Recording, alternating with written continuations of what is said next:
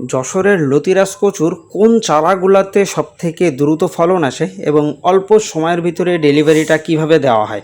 সারা বাংলাদেশেই মাত্র 24 থেকে 48 ঘন্টার ভিতরে 100% পুরাতন জমির চারাগুলো আমরা ডেলিভারি করতেছি, যেটা সুন্দরবন কুরিয়ারের মাধ্যমে। আর চারার কোয়ালিটি সম্পর্কে বা চাষ পদ্ধতি সম্পর্কে জানার জন্য দেরি না করে সরাসরি আমাদের সাথে আজই যোগাযোগ করুন। যাবতীয় সকল চাষ পদ্ধতি জেনে লতি কচু চাষ করুন।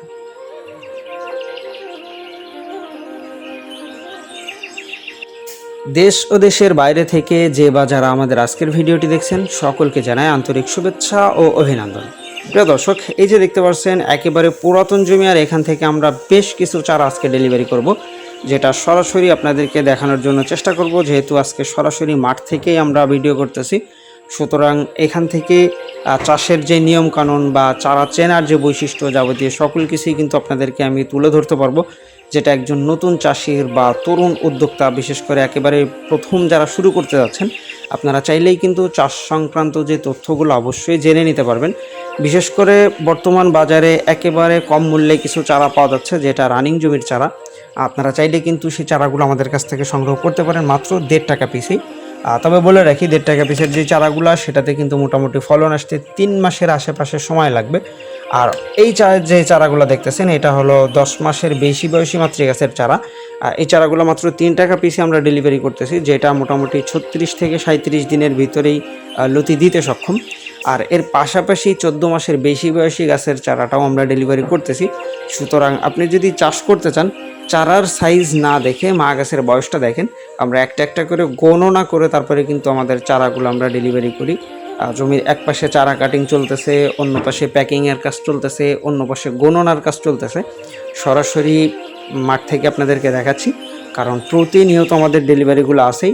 তা যারা আছেন এই ধরনের চাষ করতে যাচ্ছেন বা চাষের জন্য পরিকল্পনা করতেছেন, বিশেষ করে সামনে যেহেতু বর্ষা মৌসুম, অনেক জমিতে আছে আপনার পানি জমে থাকবে বা অন্য ফসলগুলো তুলনামূলকভাবে কম হয়। তো এই ধরনের জমিতে কিন্তু অনেকেই এই ভিন্নধর্মী চাষটা করতে যাচ্ছে। যার দরুন প্রায় 56 থেকে 57টা জেলাতে আমাদের এই চারাগুলো আমরা ডেলিভারি করতে সক্ষম। আপনারা চাইলেই সুন্দরবন কুরিয়ারের মাধ্যমে বাংলাদেশের যে কোনো স্থান থেকে এই চারাগুলো সংগ্রহ করে নিতে পারেন। আপনার যে কোনো ধরনের জমিতে মোটামুটি চাষ করতে পারবেন। আর যদি ছায়াযুক্ত জমি হয়, সেক্ষেত্রে ফলনটা একটু কম পাবেন। আর যদি বেলে মাটি হয়, তাহলে অবশ্যই লতি কচু চাষ থেকে বিরত থাকবেন, কারণ বালিযুক্ত মাটি বা বেলে মাটিতে তুলনামূলকভাবে ফলনটা অনেক কম হয়।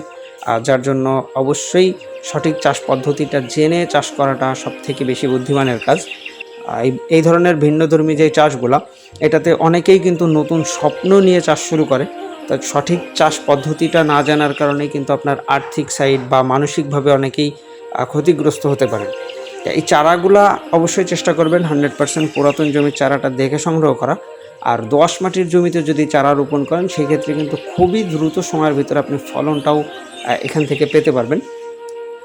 আর অনেকেই বলে যে ভাই, আসলে এটা কতদিন যাবৎ ফলন দেয়? তা মোটামুটি 10 মাস পর্যন্ত লতি কচুর ফলনটা দীর্ঘায়িত হয়, আর এটা লাভ পাওয়া যায় এখান থেকে। তবে একটা গাছ থেকে 12 থেকে 14 মাস পর্যন্ত লতি দেয়। আর লাস্টের যেই 2-3 মাস বা 4 মাস লতি আসে, সেটা তুলনামূলকভাবে একটু কম আসে। আর যার কারণেই আপনি মোটামুটি টার্গেট রাখতে হবে যে আমি 10 মাস পর গাছগুলা চেঞ্জ করে ফেলবো।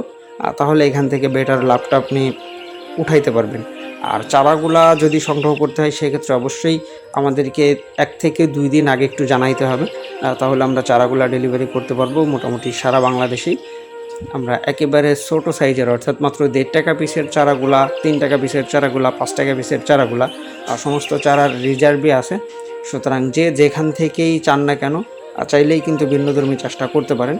তবে অবশ্যই চাষের আগে আমাদের ভিডিও স্ক্রিনে দেওয়া নাম্বারে যোগাযোগ করে আপনার জমির বর্ণনা দিয়ে আসলে আপনার জমিতে চাষ করা সম্ভব হবে কিনা বা ভালো ফলন পাবেন কিনা, ইন ডিটেলস আলোচনা করে তারপরে চারাগুলো সংগ্রহ করবেন।